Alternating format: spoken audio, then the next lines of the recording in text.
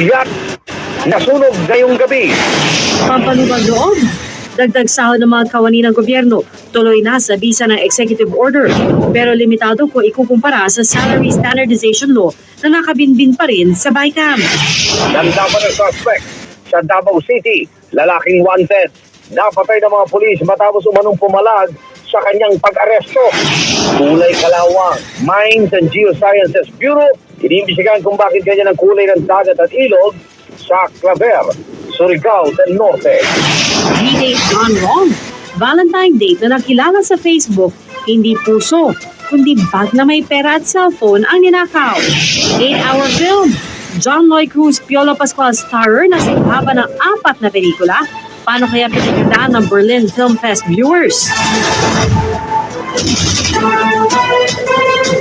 40 pamilya po nawala ng bahay sa Barangay Culiat, Quezon City dahil sa sunog ngayong gabi. Naging pahirapan ang pag-apula dahil sa kakulangan ng tubig at makikitid na daan. At saksi live, si Trisha Zafra.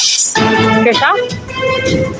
Igan Pia, ipinagpapasalamat na lamang ng mga taga rito na walang nasawi o malubhang nasugatan sa sunog. Sa cellphone video na ito, kitang nilalamon.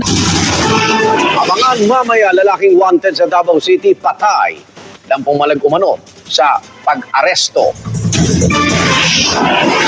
Lalaking maginuok sa Facebook. Aba, magdanakaw pala. Pinay na inabandona umano ang kanyang sanggol, arestado sa Macau. Abangan mamaya sa Davao City, lalaking wanted patay ng manlaban umano sa arresting team. Pinay domestic helper sa Macau, arestado ng iwan sa basurahan ang bagong silang na anak. At ang paghahanda ng Berlin viewers sa 8 oras sa pelikula ni na John Lloyd Cruz at Piolo Pascual. Balita hatid na nag-iisang liga ng katotohanan. Sasama-sama nating pagiging saksi.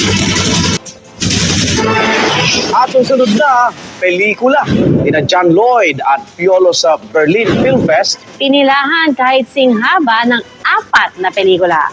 Balita hatid na nag-iisang liga ng katotohanan. Sasama-sama nating pagiging saksi. At sa mga balitang walang kinikilingan, walang pinoprotektahan. Walang kasinungalingan, serbisyong totoo lamang. Ako po si PR Arcangel. Ako naman ang Arnold Clavio. Hanggang sa Lunes, sama-sama tayong maging saksi.